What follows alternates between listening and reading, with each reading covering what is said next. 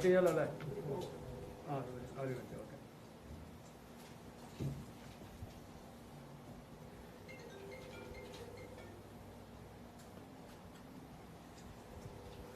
നമസ്കാരം.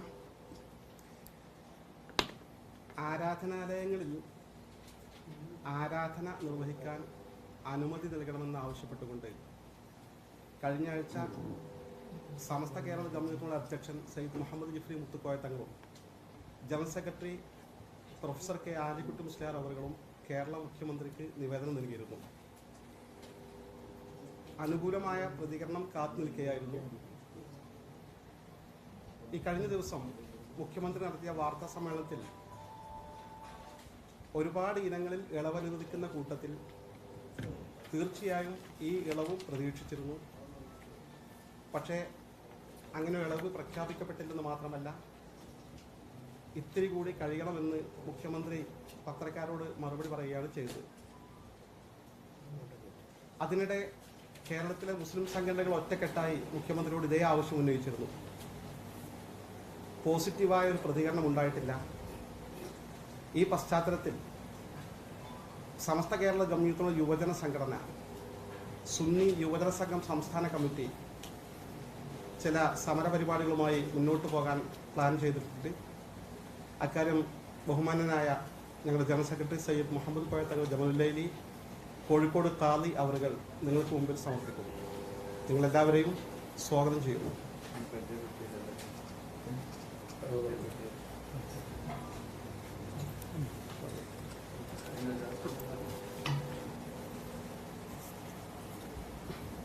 വളരെ ഏറെ പ്രതീക്ഷയോടുകൂടിയായിരുന്നു ഈ ലോക്ക്ഡൗണ് ഭാഗ്യമായും ചില സ്ഥലങ്ങളിൽ മുഴുവനായി പിൻവലിച്ചപ്പോൾ വിശ്വാസികളിലുണ്ടായിരുന്നത്.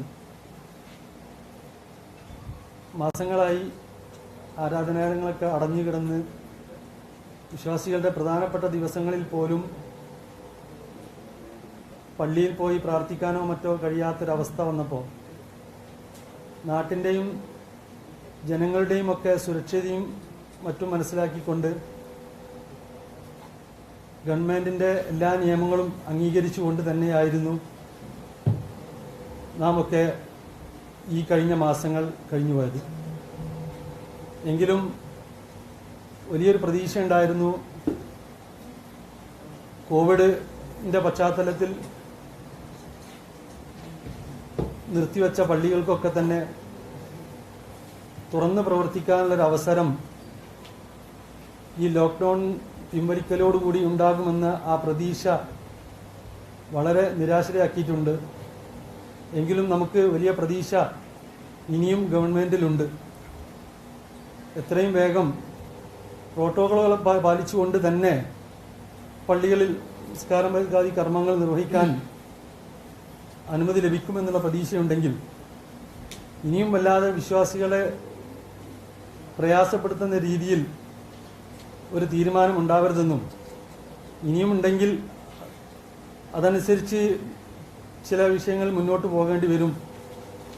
ആദ്യപടി എന്നുള്ള നിലക്ക് മുഖ്യമന്ത്രിക്കും അതുപോലെ തന്നെ മറ്റു ഭരണ കേന്ദ്രങ്ങളിലുള്ളവർക്കൊക്കെ തന്നെ സുന്നി യുവജന സംഘം സംസ്ഥാന കമ്മിറ്റിയുടെ തീരുമാനപ്രകാരം നിവേദനം നൽകുകയാണ്.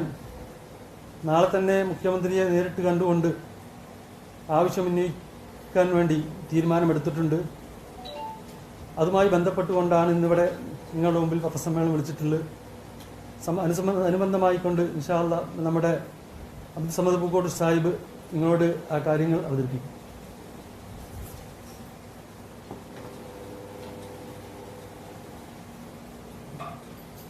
കേരളത്തിൽ കോവിഡ് പശ്ചാത്തലത്തിൽ ലോക്ക്ഡൗൺ ആരംഭിച്ച സമയത്ത് അതിനോട് പരിപൂർണമായി സഹകരിച്ച മതസംഘടനയാണ് സമസ്ത കേരള ജംഇയ്യത്തുൽ. എല്ലാ മതസംഘടനകളും സഹകരിച്ചിട്ടുണ്ട്. സമസ്ത അക്കാര്യത്തിൽ പരിപൂർണ സഹകരണം പ്രഖ്യാപിച്ചപ്പോൾ പലതരത്തിലുള്ള ആക്ഷേപങ്ങളും ഉണ്ടായിരുന്നു. പക്ഷെ ഇപ്പോൾ നാം സാഹചര്യം മാറിയപ്പോഴാണ് പള്ളി തുറക്കണം എന്നാവശ്യപ്പെട്ടിട്ടുള്ളത്. വിശ്വാസികളെ സംബന്ധിച്ചിടത്തോളം ലോക്ക്ഡൌൺ വന്ന സാഹചര്യത്തിൽ പള്ളിയിൽ പോയി തന്നെ നമസ്കാരം നിർവഹിച്ചിരുന്ന ആളുകൾക്ക് ലോക്ക്ഡൌൺ ആദ്യമായി വരുന്ന സമയത്ത് അതിനോട് പൊരുത്തപ്പെടാൻ വളരെ പ്രയാസമുണ്ടായിരുന്നു. ആ സമയത്ത് വീടുകളിൽ നമസ്കരിക്കാമെന്നും പാൻഡമിക് ഒരു രോഗം ബാധിക്കുന്ന സമയത്ത് എങ്ങനെ പെരുമാറണമെന്നുമുള്ള പ്രവാചകാധ്യാപനങ്ങൾ പഠിപ്പിച്ചുകൊണ്ട് എല്ലാ വിശ്വാസികളെയും കാര്യങ്ങൾ ബോധ്യപ്പെടുത്തുന്നതിൽ മതസംഘടന വലിയ പങ്കുവച്ചിട്ടുണ്ട്. അതേ മതസംഘടനയാണ് ഇപ്പോൾ പള്ളി തുറക്കണമെന്ന് ആവശ്യപ്പെട്ടത്. തുറക്കണമെന്ന് ആവശ്യപ്പെടാനുള്ള പശ്ചാത്തലം ഗവൺമെന്റിന്റെ ജിയോ RT നമ്പർ 467/2021 എന്ന 15/6/2021 ഗവൺമെന്റ് പുറപ്പെടുവിച്ച ഈ ജിയോയുടെ അടിസ്ഥാനത്തിലാണ്. ഈ ജിയോയുടെ അടിസ്ഥാനത്തിൽ നേരത്തെ ഉള്ളതുപോലെ അല്ല ഇപ്പോൾ ലോക്ക്ഡൌൺ. ഇപ്പൊ ലോക്ക്ഡൌൺ 4 കാറ്റഗറിയാണ്, ABCD. എ കാറ്റഗറി എന്ന് പറയുന്നത് average TPR test positive rate below 8%. ആ ഏരിയക്ക് ഏരിയ വിത്ത് ലോ സ്പ്രെഡ് എന്നാണ് പറയുന്നത്. അതുപോലെ തന്നെ ആവറേജ് TPR ബിറ്റ്വീൻ 8 and 20%. 8%-നും 20%-നും ഇടയ്ക്കുള്ള ഏരിയക്ക് പറയുന്നത് ഏരിയ വിത്ത് മോഡറേറ്റ് സ്പ്രെഡ് എന്നാണ്. അതുപോലെ തന്നെ C എന്ന് പറയുന്നത് C കാറ്റഗറിയിൽപ്പെട്ട പ്രദേശങ്ങള് ആവറേജ് TPR ബിറ്റ്വീൻ 20 and 30% ആണ്. ആ ഏരിയക്ക് പറയുന്നത് ഹൈ സ്പ്രെഡ് ഏരിയ എന്നാണ്. പിന്നെ കണ്ടെയ്ൻമെന്റ് സോണായി കിടക്കുന്ന പ്രദേശത്ത് TPR എബോവ് 30% ആണ്. ഏരിയ വിത്ത് ക്രിട്ടിക്കൽ സ്പ്രെഡ് എന്നാണ് പറയുന്നത്. ഈ ക്രിട്ടിക്കൽ സ്പ്രെഡ് അല്ലാത്ത ഏരിയകളിലൊക്കെ എന്തു ചെയ്യണം എന്നതിനെ കുറിച്ചുള്ള കൃത്യമായ ഗൈഡ് ലൈൻ കാറ്റഗറൈസ് ചെയ്യുന്നതിന് ലോക്കൽ സെൽഫ് ഗവൺമെന്റ് ഇൻസ്റ്റിറ്റ്യൂഷൻ വഴി അഥവാ തദ്ദേശ സ്വയംഭരണ സ്ഥാപനങ്ങൾ വഴി കൃത്യമായ മാർഗരേഖ ഗവൺമെന്റ് പുറപ്പെടുവിച്ചു. ഇതിൽ പൊതുവായി ഷോപ്പ് സെല്ലിംഗ് ഫുഡ് വിൽക്കുന്ന ശാലകൾ തുറക്കാൻ കഴിയും. ഗവൺമെന്റ് പറയുന്ന റേഷൻ ഷോപ്പ്, അതുപോലെ grocery shop, milk and dairy products, fruits and vegetables, meat and fish, അതുപോലെ തന്നെ birds and animals feeds, bakeries, ഇതൊക്കെ തുറക്കാം. ഇനി ഇതിനൊക്കെ പുറമെ ഈ ഏറ്റവും ഗൗരവമേറിയ കാറ്റഗറിയിൽപ്പെട്ട D കാറ്റഗറി അല്ലാത്ത C കാറ്റഗറിയിൽ പോലും പറയുന്നത് shops selling essential items can function from 7 AM to 7 PM ആണ്. 7 മണി മുതൽ 7 മണി വരെ 12 മണിക്കൂർ ആളുകൾക്ക് അവിടെ പോയി സാധനങ്ങൾ വാങ്ങാം. ബെവറേജ് കോർപ്പറേഷന്റെ ഔട്ട്ലെറ്റിൽ പോയിട്ട് ആളുകൾക്ക് സാധനങ്ങൾ വാങ്ങാം. അതുപോലെ തന്നെ ഇതുപോലെ അനുവദിച്ച ഓരോന്നും പരിശോധിച്ചാൽ മണിക്കൂറുകൾ hotels and restaurants will be permitted to function for take away online home delivery from 7 AM to 7 PM.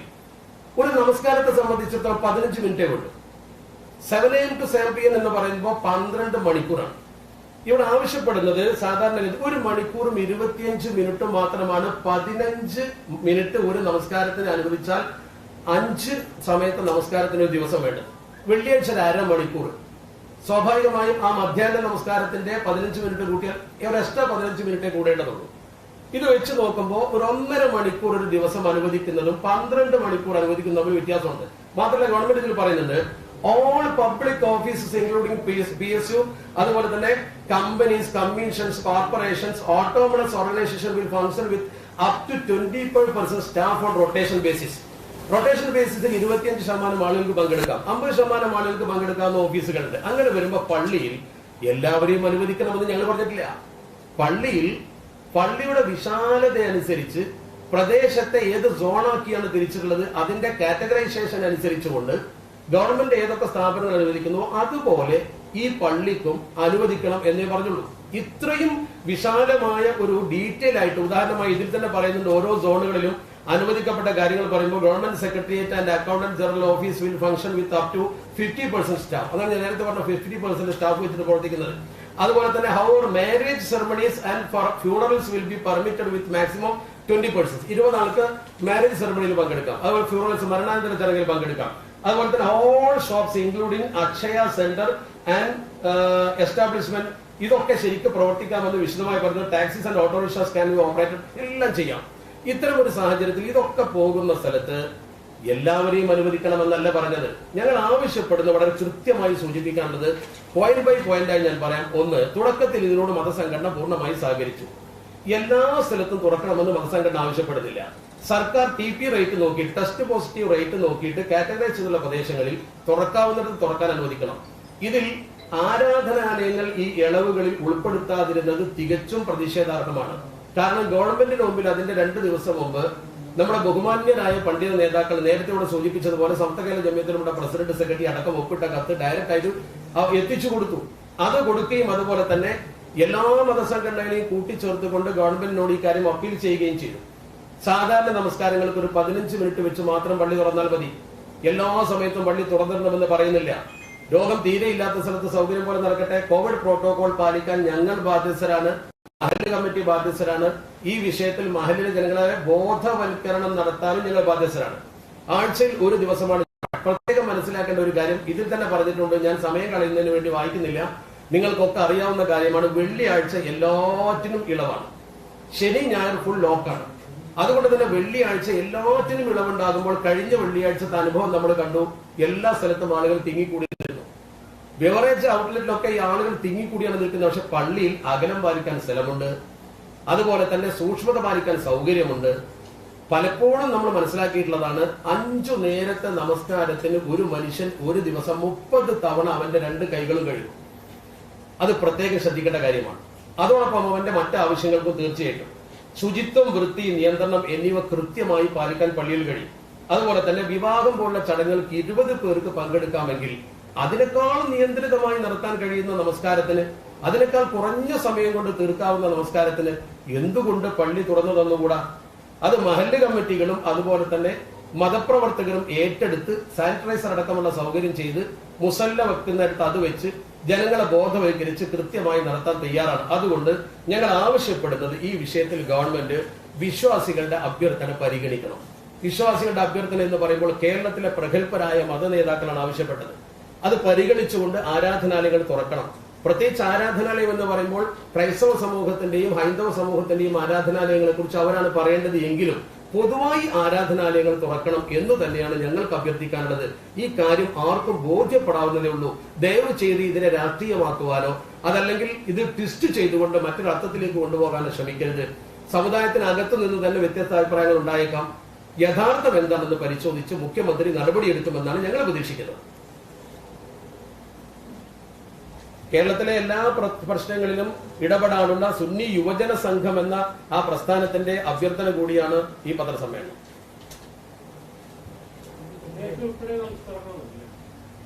എല്ലാ മതസംഘടനകളുമാണല്ലോ കത്ത് കൊടുത്തത്. തീർച്ചയായും വെള്ളിയാഴ്ചയാണ് പ്രധാനം. വെള്ളിയാഴ്ചയാണ് പ്രധാനം. എല്ലാ മുസ്ലിം സംഘടനകളും സംയുക്തമായിട്ട് വെറുതെ ഹർജി കൊടുക്കുന്നുണ്ടോ? ഇതിപ്പോ നിങ്ങൾ നാളെ വീണ്ടും ഒരു ഹർജി കൊടുത്തുകൊണ്ട് പറഞ്ഞിട്ടുണ്ടാവും. വേറെ എന്തെങ്കിലും സമരപരിപാടികൾ നിങ്ങൾ ആവശ്യപ്പെടുന്നുണ്ടോ? വീണ്ടും ഹർജി കൊടുക്കുന്നതുകൊണ്ട് എന്താണ് നിങ്ങൾ ഉദ്ദേശിക്കുന്നത്? ഗവൺമെന്റ് മുമ്പിൽ ഈ കാര്യം ബോധ്യപ്പെടുത്തിയല്ലോ. അതാണ് മുസ്ലിം സംഘടനകൾ സുന്നിയ സംഘം ബോധ്യപ്പെടുത്തിയില്ല. നിങ്ങൾ സെപ്പറേറ്റ് ബോധ്യപ്പെടുത്താൻ അല്ല, മുസ്ലിം സംഘടനകളുടെ എല്ലാ നേതൃത്വം ഉൾപ്പെടെയുള്ള ആളുകൾ ഒരു കാര്യത്തിന് നമ്മൾ ഗവൺമെന്റിനോട് അഭ്യർത്ഥിച്ചാൽ വീണ്ടും അഭ്യർത്ഥിക്കുക എന്നൊരു തെറ്റല്ലല്ലോ. അതൊരു സമാധാനപരമായ മാർഗമാണ്. ഒരു സമരത്തിലേക്ക് എടുത്തു ചാടുക എന്നൊക്കെ പറഞ്ഞാൽ അത് അവസാനം ചെയ്യേണ്ട കാര്യമാണ്. സമസ്തയുടെ ഒരു പ്രത്യേകത എല്ലാം വളരെ സൂക്ഷിച്ചും ശ്രദ്ധിച്ചും ചെയ്യും. മുഖ്യമന്ത്രി ഇന്ന് പത്രസമ്മേളനം നടത്തുന്നുണ്ട്. ഒരുപക്ഷെ ഈ അഭ്യർത്ഥന മാനിച്ച് ഇന്ന് മുഖ്യമന്ത്രി അങ്ങനെ പ്രഖ്യാപിക്കുകയാണെങ്കിൽ പിന്നെ ഒരു സമര പരിപാടിയുടെ ആവശ്യമില്ലല്ലോ.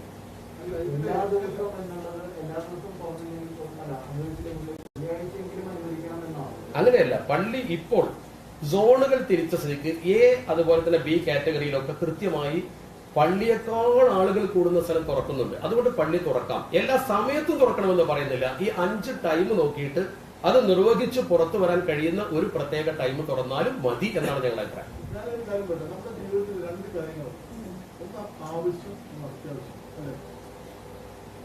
രണ്ട് കാര്യങ്ങൾ. ഈ യൂറോപ്യൻ കൺട്രീസൊക്കെ ഇപ്പൊ നോർമലി ഇത് മാസങ്ങൾ നടത്തുന്ന കാരണം അവരുടെ സൊസൈറ്റിയിൽ എന്ത് വേണം എന്ത് വേണമെന്ന് ഒരു തീരുമാനം. അതുകൊണ്ടാണ് നമ്മൾ ഇപ്പൊ നിങ്ങൾ പറഞ്ഞ നമുക്ക് AG's ഓഫീസ് തുറക്കണം, സർക്കാർ ഓഫീസ് തുറക്കണം. ഇതൊക്കെ സർക്കാർ ഉത്തരവ് വേണം. കാരണം അതിന്റെ ഒരു ആവശ്യകതയില്ല. ബ്യൂറോ കോർപ്പറേഷന്റെ ഔട്ട്ലെറ്റോ അപ്പൊ നിസ്കാരത്തിന് നികുതി ചുമത്തണം എന്നാണോ പറയുന്നത്? 5 വക്ത നിസ്കാരത്തിന് നികുതി ചുമത്തിയാൽ ഞാനിങ്ങോട്ട് കമ്മ്യൂണിക്കേറ്റ് ചെയ്യാം. ഞാൻ ആലോചിക്കാൻ അവർ പറഞ്ഞതിനോട് എനിക്ക് യോജിപ്പില്ല പറഞ്ഞിട്ടുണ്ടോ? അപ്പൊ എന്താ വെച്ചാൽ നമ്മള് കുറച്ചും കൂടി നമ്മുടെ സൊസൈറ്റി എല്ലാ മതമായാലും ശരി ഇത്തരം കാര്യങ്ങൾ കുറച്ചും കൂടി ഒരു ടൈം വെയിറ്റ് ചെയ്യൂലെന്നാണ്. എത്ര വെയിറ്റ് ചെയ്തു? ഈ വെയിറ്റ് ചെയ്യുന്ന ഞാൻ കൃത്യമായി എന്റെ അവതരണത്തിൽ പറഞ്ഞു. കേരള ഗവൺമെന്റ് ലോക്ക്ഡൌൺ കൊണ്ടുവന്നപ്പോ, ഇന്ത്യ ഗവൺമെന്റ് ലോക്ക്ഡൌൺ കൊണ്ടുവന്നപ്പോ ആർക്കും അത് ഉൾക്കൊള്ളാൻ കഴിയില്ലായിരുന്നു. ഈ വിശ്വാസികൾ അതിന് പാകപ്പെടുത്തിയത് മതസംഘടനയാണ്.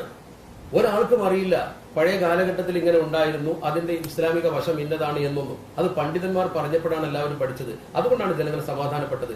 ഇപ്പോൾ ഇതേ ജനങ്ങളുടെ മുമ്പിൽ എല്ലാ സൗകര്യങ്ങളും തുറക്കും. പരീക്ഷകൾ വരെ നടത്തും. പരീക്ഷ നിർത്തിവെച്ചിരുന്നല്ലോ, പരീക്ഷ തുടങ്ങി.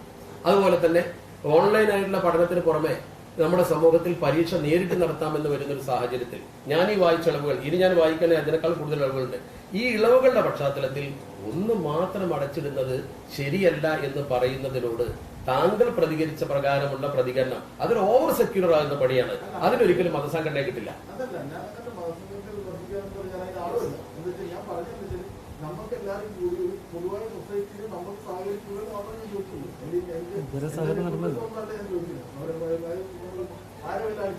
ഞാൻ ചോദിക്കട്ടെ, ഒരു മിനിറ്റ്, കേരളത്തിൽ ഒരുപാട് മതസംഘടനകളുണ്ട്. ആ മതസംഘടനകളൊക്കെ അവരുടേതായ കൂടിയാലോചന നടത്തിയതിന് ശേഷം തുറക്കാൻ സാഹചര്യമായി എന്ന് അവർക്ക് തോന്നിയ സമയത്ത് തുറക്കാൻ അവർ കത്ത് കൊടുത്തു. അപ്പൊ അവർക്കൊന്നും താങ്കൾ പറയുന്ന സാഹചര്യം അറിയില്ലേ? അവരൊക്കെ വിഡ്ഢികളാണെന്നാണോ താങ്കൾ ഈ ചോദ്യം അർത്ഥമാക്കുന്നത്? എങ്കിൽ എന്റെ അഭിപ്രായം ഞാൻ പറയുന്നു, നിങ്ങളെ പറഞ്ഞത് അടിസ്ഥാനത്തുള്ള വാദമാണ്, അത് അടിസ്ഥാന രഹിതമാണ്. MSS ആവശ്യപ്പെട്ടില്ല.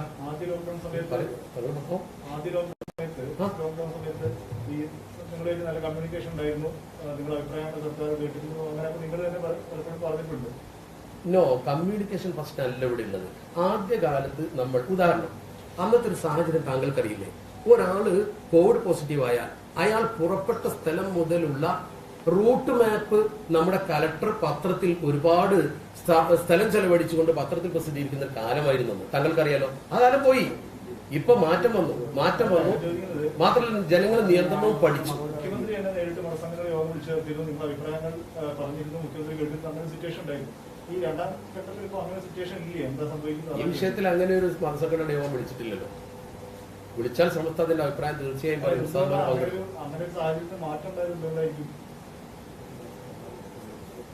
ചോദ്യത്തിന്റെ ഉദ്ദേശം എനിക്ക് മനസ്സിലായില്ല. അല്ല, ഞാൻ ചോദിക്കുന്നത് കാര്യം മനസ്സിലായി ഞാൻ വിചാരിക്കുന്നു. ആദ്യം ലോക്ക്ഡൌൺ സമയത്ത് ലോക്ക്ഡൌണിന്റെ ഓരോ ഘട്ടത്തിലും മുഖ്യമന്ത്രി മതസംഘടനയുടെ കമ്മ്യൂണിക്കേഷൻ നടത്തിയിരുന്നു, മതസംഘടനക്ക് പറയാൻ കേട്ടിരുന്നു, തിരിച്ചങ്ങോട്ടും പറഞ്ഞിരുന്നു. അങ്ങനെ ഒരു സമവായത്തിലായിരുന്നു ഇതിന്റെ ഓപ്പണിങ്ങും അടയ്ക്കൊക്കെ ഉണ്ടായിരുന്നു. അതൊരു പക്ഷേ ഇനി 5 കൊല്ലം കഴിഞ്ഞിട്ടല്ലേ തെരഞ്ഞെടുപ്പുള്ളൂ, അതുകൊണ്ടായിരിക്കാം. അങ്ങനെയാണോ വരുന്നത്? ആയിരിക്കാം, എന്റെ വ്യക്തിപരമായ നിഗമനം. അല്ല, എല്ലാ സംഘടനകളും ഒരുമിച്ച്, എല്ലാ സംഘടനയുടെയും മുഖ്യ നേതൃത്വത്തിൽ ഇരിക്കുന്ന എല്ലാവരും ഒരുമിച്ച് ഒപ്പിട്ട് ഒരു നിവേദനം കൊടുത്തിട്ടുണ്ട്. അത് അവഗണിക്കപ്പെട്ടതിനെ എന്ത് രീതിയിലാണ് നിങ്ങൾ കാണുന്നത്? സെക്രട്ടറി പറഞ്ഞു അത് അവഗണിച്ചത് കൊണ്ടാണ് വീണ്ടും ഒരു അപേക്ഷ ഞങ്ങൾ നേരത്തെ പറഞ്ഞല്ലോ, സമരവ്യാഖ്യാനമായിട്ടൊന്നും ഞങ്ങൾ മുന്നോട്ട് പോകുന്നില്ല. വേണ്ടി വന്നാൽ സമരത്തിന് ഇറങ്ങേണ്ടി വരും. കാരണം അതുകൊണ്ട് ഇനിയും നമ്മൾ അപേക്ഷിക്കുക, എത്രത്തോളം പിന്നെ അപേക്ഷ കൊടുത്ത് താഴ്മ ചെയ്തുകൊണ്ടാണ് നമ്മുടെ സമൂഹത്തിന്റെ കാര്യത്തിൽ ഇറങ്ങുന്നതിനുള്ള തെളിവാണത്. വീണ്ടും ആവശ്യപ്പെടാം, ഒരു അപേക്ഷ തള്ളിയാലും വീണ്ടും അപേക്ഷ കൊടുത്തൂടെ? അതിലൊരു ക്ലാരിറ്റിക്ക് വേണ്ടിയാണ് ആ മീറ്റിങ്ങുകളൊക്കെ വോട്ടിന് വേണ്ടി നടത്തിയതാണെന്നാണോ എന്നൊന്നും അഭിപ്രായമല്ല. ഈ വിഷയത്തിൽ കേരളത്തിൽ അന്നത്തെ സാഹചര്യമല്ല ഇന്നുണ്ടായിട്ടുള്ളത്. അന്ന് അത്തെ അപേക്ഷിച്ച് വളരെ രൂക്ഷമായ നിലയിൽ കോവിഡ് പ്രകടമാവുകയും 200ഓളം ആളുകൾ ശരാശരി ദൈനംദിനം മരിച്ചുകൊണ്ടിരിക്കുന്ന ചെയ്യുന്ന പശ്ചാത്തലമാണ്. അപ്പോൾ ആദ്യമായിട്ട് ഇളവുകൾ പ്രഖ്യാപിച്ചുള്ളൂ. തുടർന്ന് ഇതുപോലെ ഇളവുകൾ പ്രഖ്യാപിക്കുമെന്ന പ്രതീക്ഷയിൽ തന്നെയാണ് ഞങ്ങൾ കാത്തിരിക്കുന്നത്. പക്ഷേ ആവശ്യപ്പെട്ടിട്ടും ഈ പരിഗണന വരാത്തത് കൊണ്ട് ഒരു കൂട്ടഹർജിയാണ് ഇപ്പോൾ നൽകുന്നത്. ഒരേ സമയം മുഖ്യമന്ത്രിക്ക്, പ്രതിപക്ഷ നേതാവിന്, ജില്ലാ കലക്ടർക്ക്, മണ്ഡലം തലത്തിൽ MLA-മാർക്ക്, പഞ്ചായത്ത്, മുനിസിപ്പൽ കോർപ്പറേഷൻ അധികൃതർക്ക് ഒരേ സമയം അതത് ഘടകങ്ങൾ ഒന്നിച്ച് കൂട്ടഹർജി കൊടുക്കാൻ ഒരു പ്രതിഷേധ സ്വഭാവമാണിത്. മാത്രമല്ല ഇതുവരെയുള്ളത് നിവേദനം അയച്ചു കൊടുക്കുക. ഇത് നേരിട്ട് മുഖ്യമന്ത്രിയെ കണ്ട് കാര്യങ്ങൾ ധരിപ്പിച്ച് മുന്നോട്ട് പോകാൻ തീരുമാനിച്ചിട്ടുള്ളത്. ആ പോസിറ്റീവായ നിലപാട് തന്നെയാണ് പ്രതീക്ഷിക്കുന്നത്. പിന്നെ ഒരു പ്രായോഗിക പ്രശ്നം നിങ്ങൾ മനസ്സിലാക്കേണ്ടത്, ഈ യാത്ര അനുവദിക്കപ്പെട്ടു. യാത്ര ട്രെയിനും ബസ്സും നിയന്ത്രണ വിധേയമായി ഒരു പരിമിതമായ നിലയിൽ അനുവദിക്കപ്പെട്ട സാഹചര്യത്തിൽ യാത്ര കൂടും. ഒരു മുസ്ലിമിനെ സംബന്ധിച്ചിടത്തോളം 5 നേരത്തെ നിസ്കാരത്തിൽ എക്സ്ക്യൂസ് ഇല്ല, അത് നിർവഹിച്ചേ തീരും സമയത്ത്. അപ്പോൾ ഒറ്റപ്പെട്ട ആളുകൾ യാത്ര ചെയ്യുന്ന പോലെയല്ല, വ്യാപകമായി യാത്ര അനുവദിക്കപ്പെടുന്ന സാഹചര്യത്തിൽ അതത് കേന്ദ്രങ്ങളിൽ ജസ്റ്റ് നിസ്കരിക്കാൻ ഒരു 5 മിനിറ്റ് മിനിമം നിസ്കാരത്തിന് വേണ്ടുള്ളൂ. 15 മിനിറ്റ് എന്ന് പറഞ്ഞത് അതിൻ്റെ ബാങ്കും ജമാഅത്തിൻ്റെ വെയിറ്റിങ്ങും ഒക്കെ പാടെ കൂട്ടിയിട്ട് ഒരു 5 മിനിറ്റാണ് നിസ്കാരത്തിന് വേണ്ടത്. അത് ജസ്റ്റ് ആ സമയത്ത് പള്ളി ഓപ്പൺ ആക്കിയിടാൻ പറഞ്ഞ മിനിമം ആവശ്യമാണ് ഞങ്ങൾ ഉന്നയിക്കുന്നത്.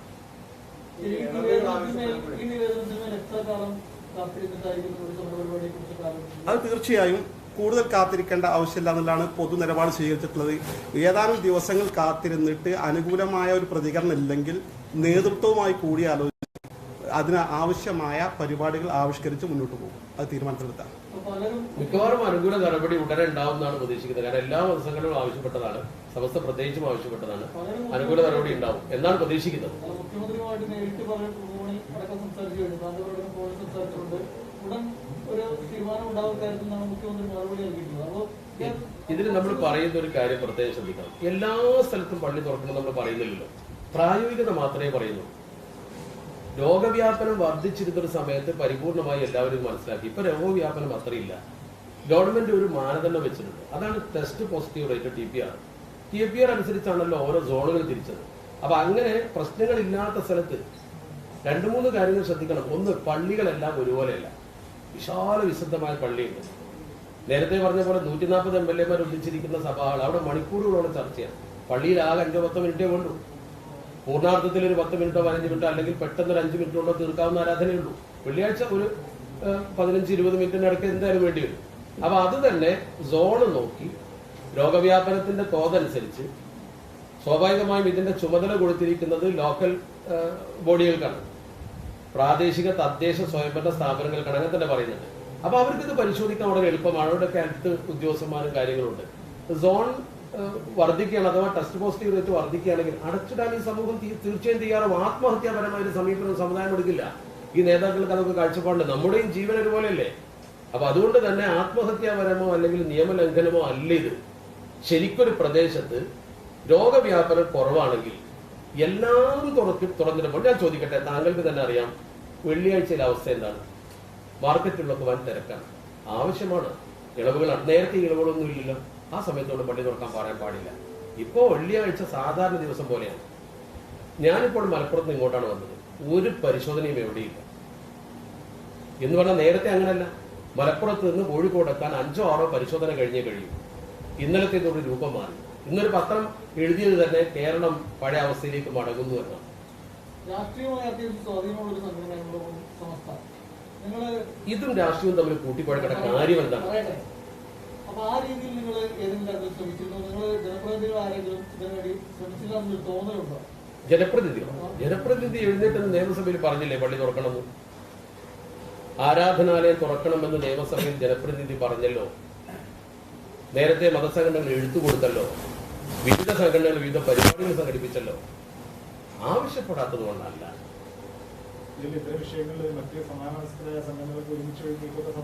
അതുകൊണ്ടല്ലേ നമ്മൾ ഒന്നിച്ചുകൂടി കത്ത് കൊടുത്തത്.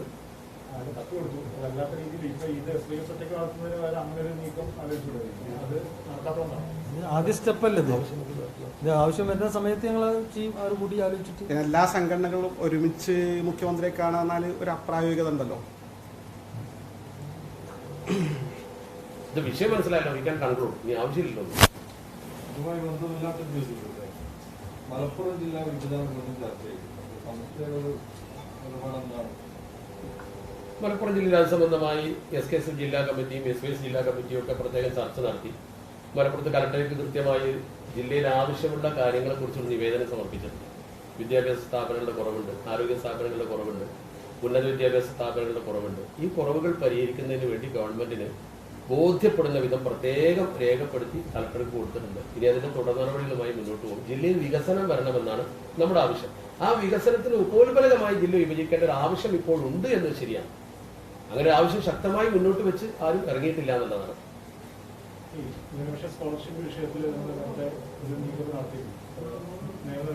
ഇന്നത്തെ നമ്മുടെ ചർച്ചാ വിഷയമല്ല.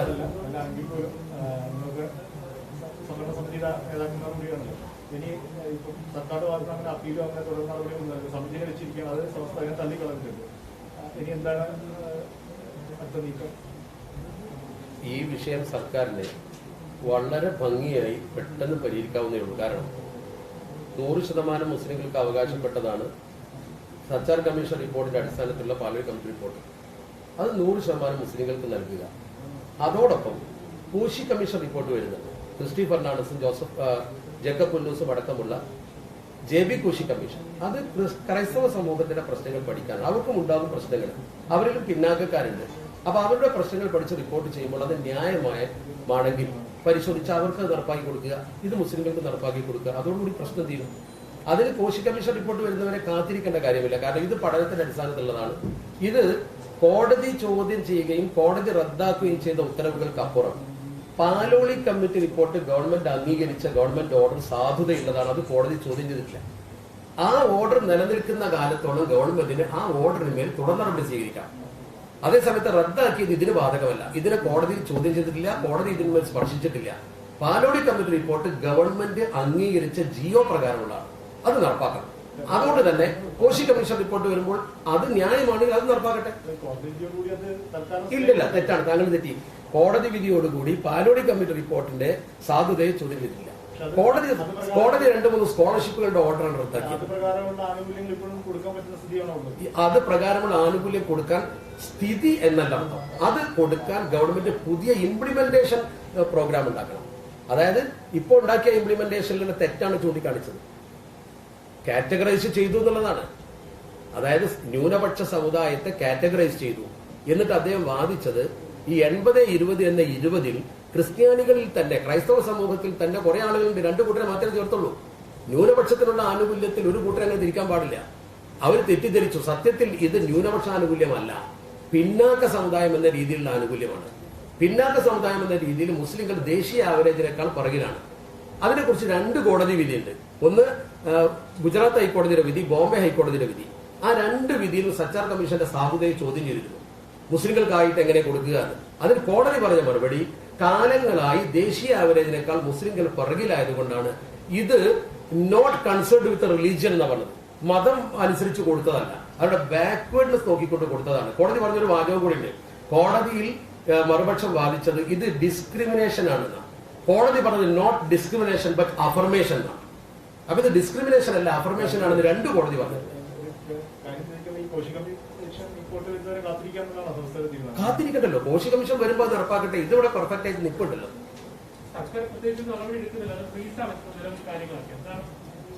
സർക്കാരിനോട്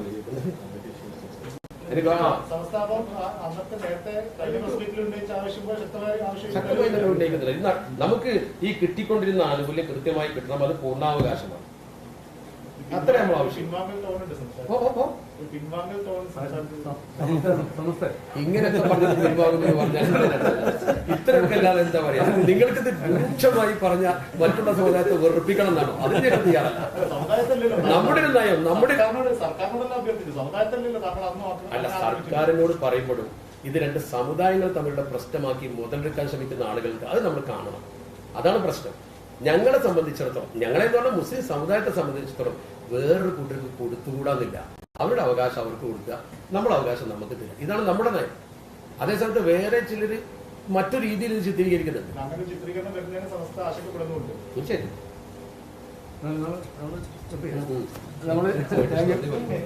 റിലീസിൽ നമ്മളൊരു ആളെ വിട്ടാണ്, സ്റ്റേറ്റ് ഭാരവാഹിയാണ് CKK മണിയർ. മറ്റുള്ളവരൊക്കെ താങ്ക് യു, നന്നായി. നമ്മൾ ശരിയല്ലേ? താങ്ക് യു ഫോർ ആൾ. നിങ്ങളുടെ കോപ്പറേഷൻ വളരെ നന്ദി.